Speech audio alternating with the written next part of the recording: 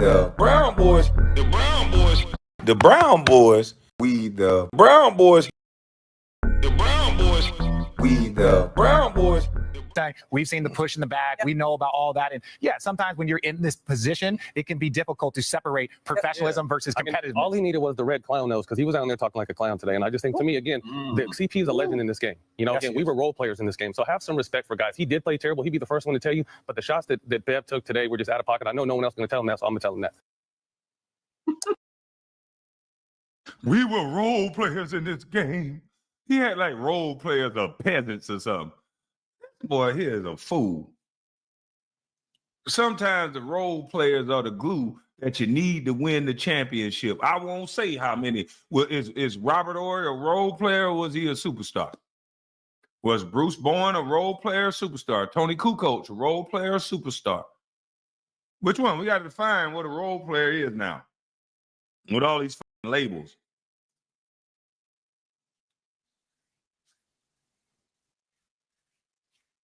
What is a role player? Is a role player insignificant because he's not the superstar? They try to find anything to divide up the team. They call Kobe a sidekick, Scottie Pippen a sidekick. How about he's a teammate? Are you going to just try to diminish everybody? That man, listen, man. How disrespectful would it be for Tom Brady to talk about his offensive linemen like they ain't nothing?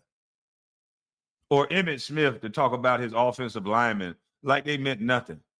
What is a quarterback without an offensive line? Basketball is the only sport that's a team game that, because they want to highlight this one person so much, because they want to highlight this superstar so much, they got fans tearing away the fabric of what an actual team is. There's an I in team.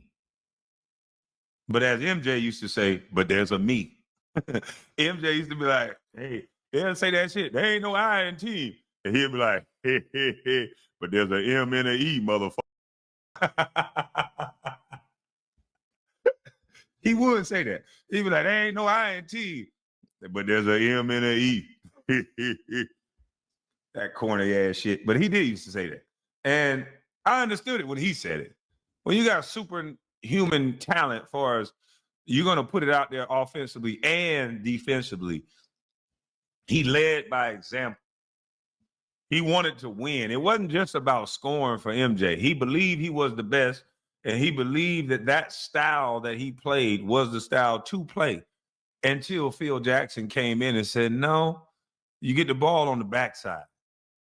You got to have teammates that's confident to help you.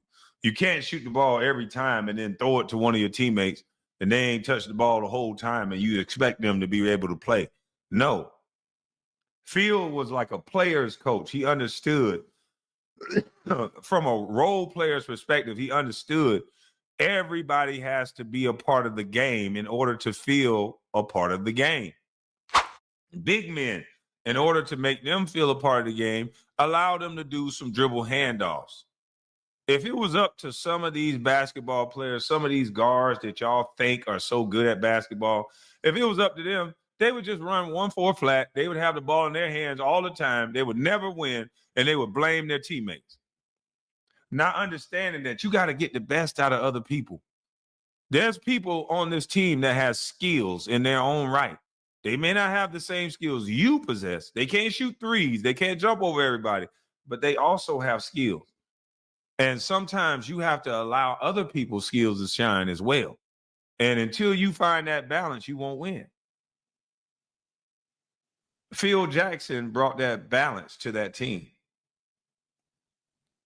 Several times, they didn't want certain players that MJ wanted.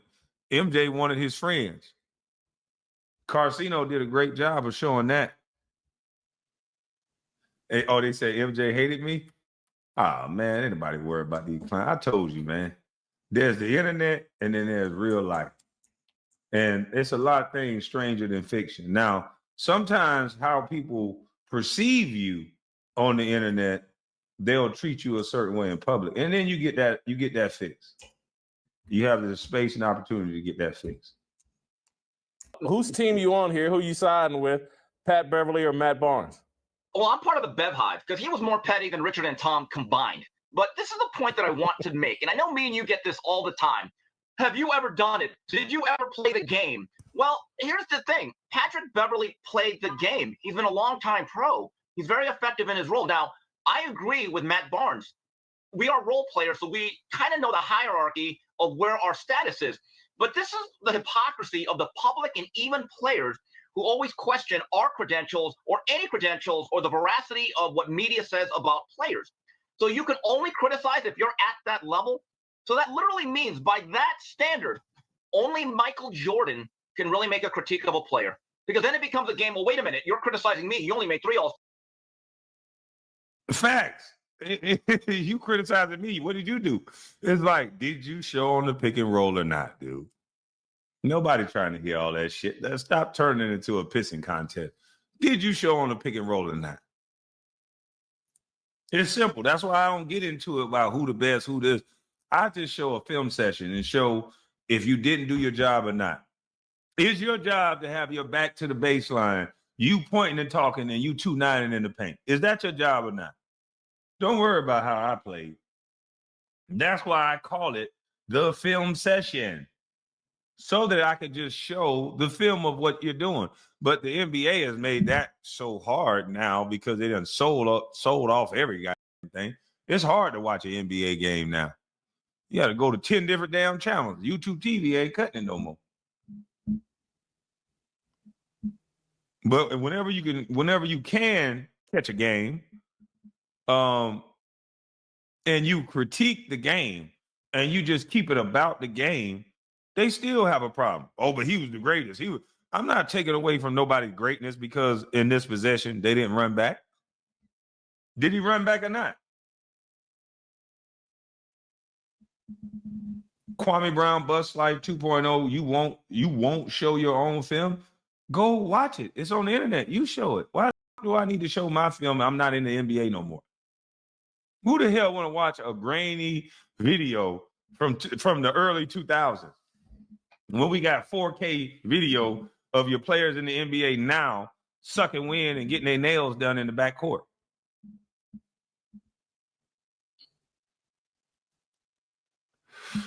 Yeah, they're getting their nails done together in the backcourt. How the hell y'all get mad at video? See, that's the problem. They done put too many media pundits in the air, and now they're watching. I believe they're watching what us YouTubers are doing, and they're trying to stop us from being able to critique the game. So they're making it hard for people to even watch the game now, and they're building these big ass studios, and they're hiring NBA players to do things that they can do on their own channels, but they're hiring them to now break down the game again. I wonder if they're going to show superstar players how horrible they've gotten and how the standard have lowered. They should never compare themselves to the old school because every superstar player in the past was a two-way player. I'll say that again. Every superstar player in the past was a two-way player. It was unacceptable for Kareem to just think he was going to score and not play defense. Magic Johnson gave you everything he got on both ends of the court. They didn't have this mentality that, no, I'm just an offensive player. They didn't do that.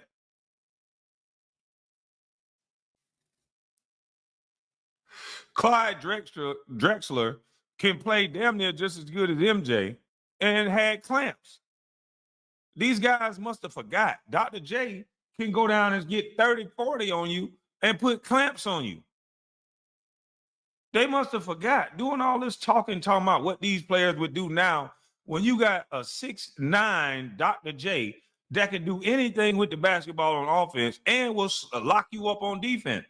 George the Iceman Gervin can do anything with the basketball on offense. Lock you up on defense. These guys don't understand it. These guys don't understand it. They just talking because they looking at superficial numbers that the league has changed this pure game in order for these guys to have a stat line that mirror the game of the past. When you can throw the ball to somebody on the wing, they can take 2 dribbles and Euro step and go get a layup and you get an assist. That's bull.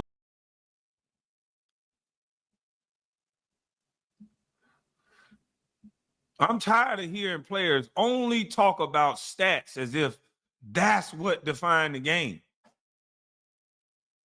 Guys sitting up here talking about, I scored 29. Nigga, you gave up 29. So you at 0.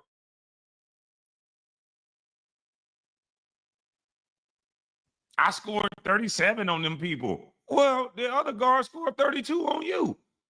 So what you at, 5? You scored 5 points. Whoop-de-doo. You barely won your matchup. Your guy accounted for damn near 30-some points on the other team. MJ and the guys I was around, they would talk about winning the matchup. When you're playing against specialty players like Tim Duncan, Kevin Garnett, when they're going to be coming at you every play and you're not going to be getting the ball, how you win that matchup is you make them take more than their shot total. If they average 25 points, but they normally take 15 shots to get 25, you make their ass take 25 to get 25. You won your matchup. See, they don't even understand the nuances of the game like this. They don't even talk the nuances of the game. They just talk about who scored the points, who didn't. Oh, we're all good. That's how the game lost and won. Bullshit. Win your matchup. Go out there and make Tim Duncan slap you if you got to. You won your matchup.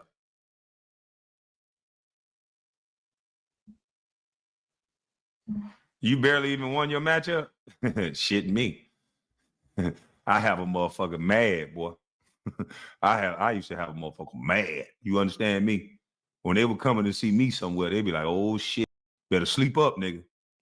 See, it ain't gonna be a bunch of blocks that jump off the page. It ain't gonna be all the accolades that they give you Defensive Player of the Year awards for. See, a Defensive Player of the Year to me is not only a guy that got some block shots, that's cool, but a guy that they can throw the ball to their best player. And that guy accepts responsibility for that guy on his own. I was that guy. On every team I went on, I accept the responsibility of this monster on my own. Zach Randolph, monster. I accept that responsibility. Yao Ming, monster. I accept that responsibility. Karl Malone, monster. I accept this responsibility. Al Jefferson or Jeffries, I accept this responsibility. Elton Brand, I accept it. The list go on. But we got guys acting like that's nothing. Oh, but what was your average? Telling casual fans, what is your average? Nigga, I stood in front of Antonio McDyess by myself. AB, was there such a thing as a gather step in your era? I swear, I only heard of that term in the last few years. Hell no, these guys traveling. They did everything to incentivize offense. These guys traveling like a motherfucker.